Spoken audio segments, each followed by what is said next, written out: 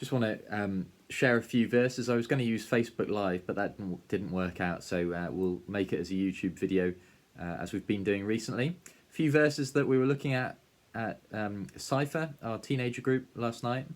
So from now on, we regard no one from a worldly point of view. Though we once regarded Christ in this way, we do so no longer. Therefore, if anyone is in Christ, the new creation has come, the old has gone, the new is here. All this is from God, who reconciled us to himself through Christ and gave us the ministry of reconciliation, that God was reconciling the world to himself in Christ, not counting people's sins against them. I think it's a really key insight that we're to regard no one from a worldly point of view. Believer or unbeliever, we aren't to look at them with a worldly assessment. So often we put people into boxes when we meet them. All of us do this.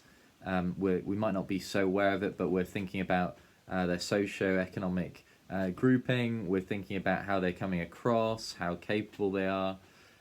We're often filing people away, sort of in the mental filing cabinet. It makes it easier for us to deal with them. But actually, it says in the scriptures not to regard anyone from a worldly point of view. We aren't to do that, but actually we're to think primarily in the way that the Bible considers people, that we're all made in the image of God. As we see from the book of Genesis, we're made in God's image, and so we're of infinite value. From the unborn child through to the oldest person who's ever lived, we're of infinite value, to be treasured and treated with seriousness and with respect and with love. And these things aren't just some kind of cliche. They're really important, because actually humans are always filing one another away under different headings so that we can sort of prejudge how to treat one another.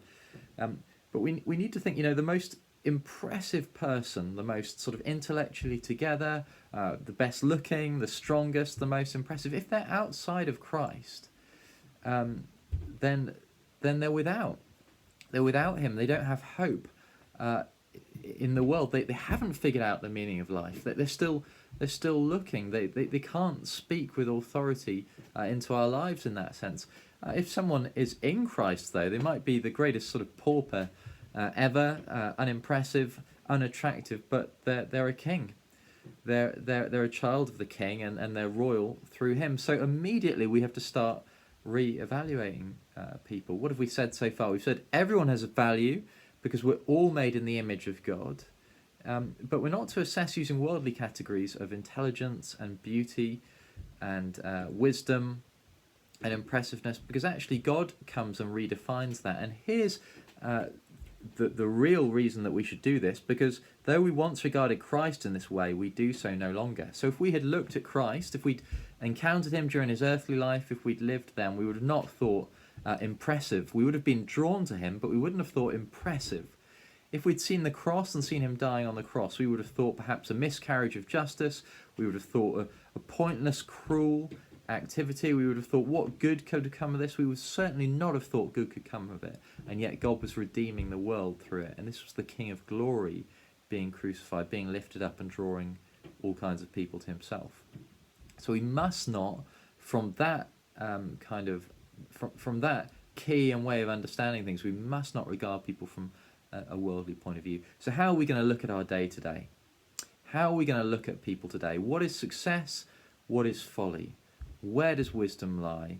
The Bible's inviting us to reevaluate things and to not regard things from a worldly point of view. I commend that to us. If anyone is in Christ, they're a new creation. They're made totally new. We're new creations. We mustn't regard ourselves, if we're follower of Jesus, as we once did. We're not all the labels that have been put on us. We're new creations in Christ with new hope. So I want to offer this to us today. As I say, we were looking at this and much more at Cypher last night. I want to offer it to us today, the lenses that we see the world through.